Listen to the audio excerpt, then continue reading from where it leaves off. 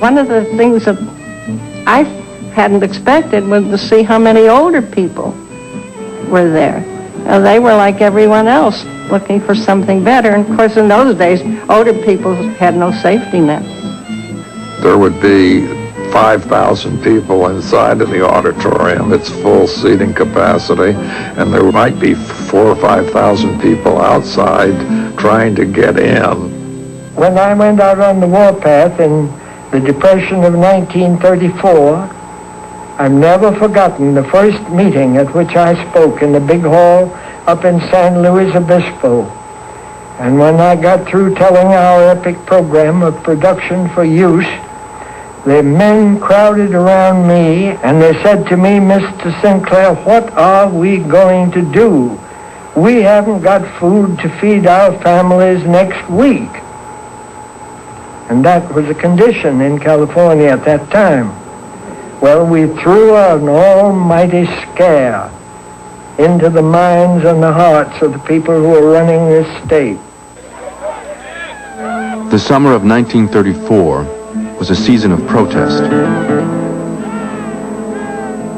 New federal laws supported the right to join unions, and across America, a wave of strikes tested the New Deal's commitment to labor.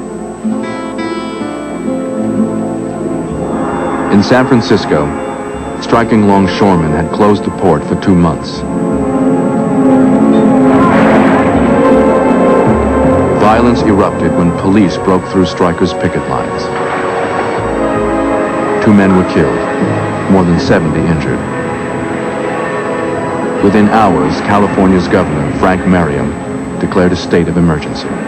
Forbearance with the striking longshoremen in San Francisco has passed the point of common sense and good citizenship. I have ordered the National Guard of California to move into San Francisco to safeguard life, to protect state property, and to preserve order. Labor leaders believed that Merriam had called out the Guard to break the strike.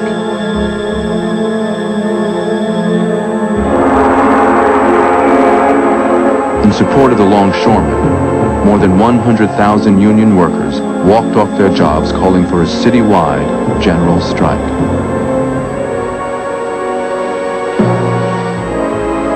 San Francisco shut down. People began to hoard food. The Roosevelt administration was now torn between supporting or condemning the general strike.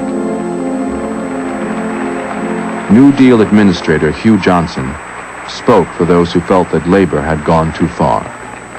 You are living out here under the stress of a general strike. Now the right of dissatisfied men to strike against a recalcitrant employer is inviolate. But the general strike is quite another matter. That is a threat to the community. That is a menace to government. That is civil war.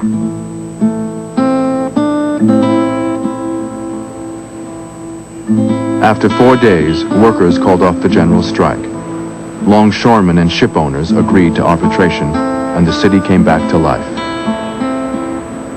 For many, the strike was a warning of the power which the New Deal had placed in the hands of ordinary working people.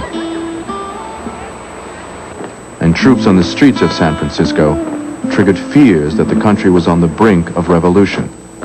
In addition to riflemen, Moviegoers across America saw alarming reports of the general strike. Also, the police have organized the only mounted gas squad in the world. They've been ordered to round up the Reds, the radical agitators blamed for the virulence of the strike. They're out to comb the railroad yards, to rout out nests of communists hiding in empty boxcars. That gas will drive them into the open. Yep, there's a bunch of them now, dodging the stinging gas clouds. The entire waterfront... The Democratic primary was just 5 weeks away. In this volatile atmosphere, Upton-Sinclair's radical ideas alarmed mainstream Democrats. At a Hollywood luncheon hosted by Warner Brothers, Democratic National Committee Chairman James Farley was asked to alert Roosevelt that Sinclair could win the primary. Farley told Roosevelt, "Everyone out there wants you to come out against Sinclair." Roosevelt decided to watch and wait.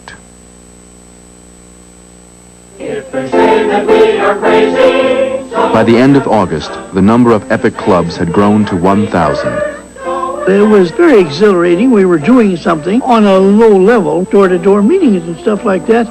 But we were all very, very excited. We thought we were going to not change the world, but to help California and help people.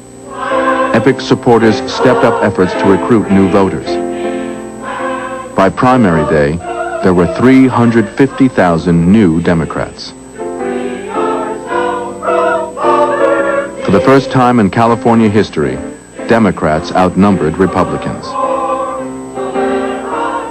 To widen his support within the party, Sinclair selected Sheridan Downey, a mainstream Democrat, as his running mate. The slate was known as Uppy and Downey. August 28th. Epic triumphed over traditional Democrats. Sinclair won with 436,000 votes, more than all the other candidates combined. We mean that California shall be behind President Roosevelt in his effort to give the New Deal to the whole nation. Ours is a democratic plan. We are resting upon the consent of the entire people, and we expect to get it. Former socialist Upton-Sinclair was now the Democrats' nominee for governor of California. The showing of Upton-Sinclair in the primary was so magnificent, and it so far exceeded even our wildest expectations. It suddenly became apparent to us that this was for real, that here was a chance to elect Sinclair. Good times are soon coming, all business will be humming, and we'll give old poverty the air. If this epic plan is phony, then the rest is all baloney. So vote for Downey and Upton-Sinclair.